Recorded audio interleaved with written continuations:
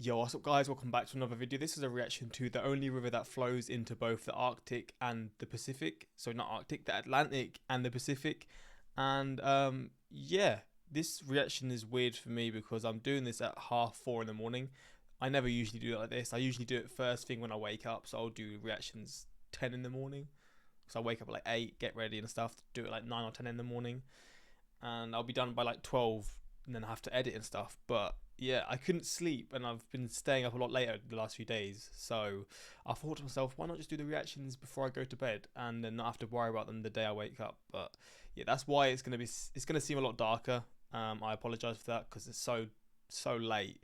I'm a little bit sleepy, but I tried to sleep, I couldn't do, and I just thought, you know what, I'll do some reactions and put the brightness down on the lights because, as you can see, if I done them bright, it gets bright, but doesn't sound fun right now. I'm not gonna lie.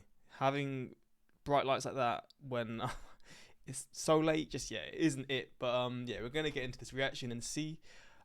I don't know much about what these oceans are, like how they're connected or what, but we're going to get into this. It's also been a few days, so hopefully you're all doing well, and yeah, let's jump into this. If you spill some water here, it'll eventually make its way to the Pacific Ocean. If you spill some water here, it'll eventually make its way to the Atlantic Ocean.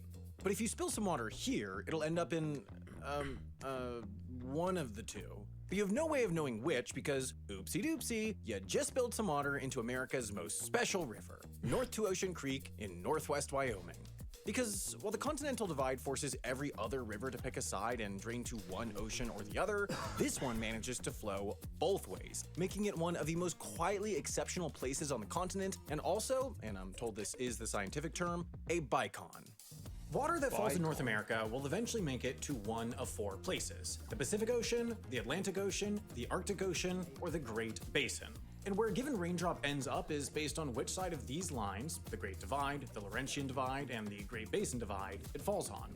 Thanks to gravity, water that falls in this area eventually flows to the Atlantic, either directly or via the Gulf of Mexico or St. Lawrence. Water that falls up here goes to the Arctic Ocean, either directly or through Hudson Bay. Water over here heads straight to the Pacific, and water in here just kind of stays in here, and we're not going to get into the hydrology of that because it's not the point of this video, but it's an endorphic basin, which is like, you know, when roads have storm drains so rainwater can get out, but then there's also that random low part where the water never drains out and it just sits there after the rain stops and you see it and you're like, oh yeah, from last week? That's more or less what endorphic basins are. Because this whole system works by gravity, you won't be surprised that continental divides generally run through high elevation areas like the Great C D Continental Divide, which goes through the Canadian and American Rockies, then eventually the Andes in South America. But the Great Divide doesn't just follow some clean line through all the highest peaks. That'd be too simple. Instead, it's mysterious and invisible and not even a line. There are a few endorphic basins along the Continental Divide, so the line sort of widens around them since water there doesn't drain anywhere. It also widens around a couple lakes that straddle it and have outflows in both directions, namely Isa Lake and also somehow Wyoming, and another one called Committee's Punch Bowl in Canada, which You see, like some of these lakes, right? So these lakes, because when you're so inland, like there's no. This is not really relevant, but there's no beaches, right? But I know my friend who's from Hungary. That's an inland country, like it's not really close to any coasts, but there's a few lakes that are so big and there's like sort of beachish areas around them. Is that kind of similar with some of these ones as well? Because again, there's no coastal areas, but maybe some lakes are so big it kind of feels like it's an ocean in a sense.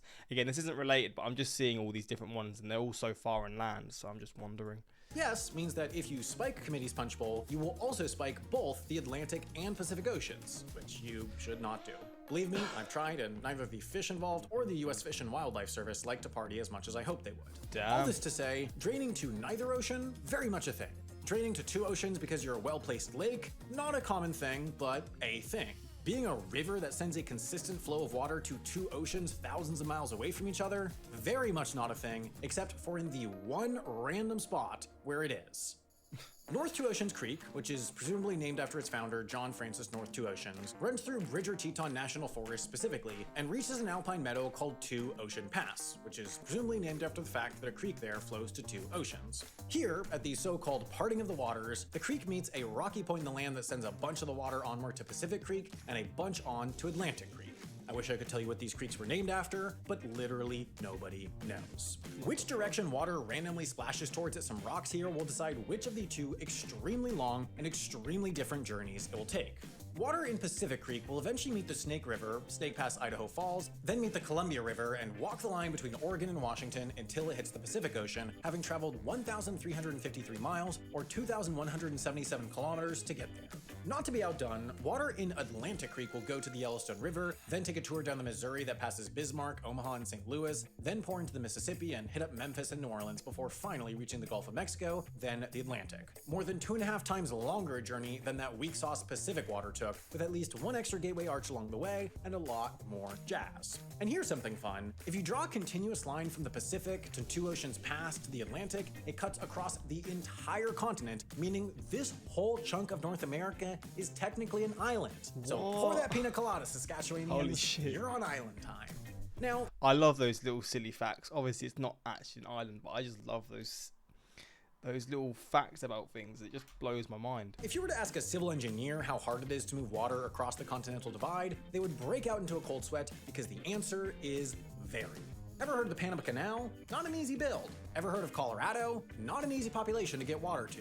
Because in Colorado, 80% of the rain falls over here, and 80% of people live, drink, shower, and cover their mountains in fake snow over here, and the continental divide runs between them, which is not convenient. So there's staggering amounts of infrastructure between here and there, canals, piping, whole shebang, just to get that water to these thirsty freaks. And designing and implementing all that infrastructure took decades and billions of dollars. Meanwhile, a dinky little creek does it all day long like it's nothing. And the whole situation gets even wackier in the spring when all of Two Ocean Pass floods and the water is deep enough that the fish can just casually swim from the Pacific watershed to the Atlantic. You know, the thing all those colonizers were so desperate to do a few hundred years ago. There may not be a Northwest Passage for cutthroat Europeans, but there is, as it turns out, one for the Yellowstone cutthroat trout, a fish that historically lived more over here and whose ability to somehow also be living in Yellowstone Lake was an ecological mystery until someone realized that they could have bopped over there through Two Oceans Pass some 14,000 years ago. So that's the one and only one river that flows to both the Atlantic and Pacific Oceans. It breaks the continental divide, makes a mockery of our infrastructure, and solves our fish mysteries. Mysteries? I mean, it's a blessing in disguise, I guess. It's a very big blessing. Mysteries, whatever. It's cool. And you know what else is cool? Oh, is this an ad? Getting his money? Go on, man. Secure the bag.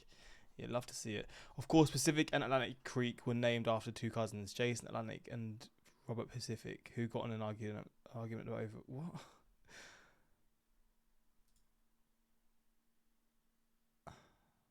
I'm so confused.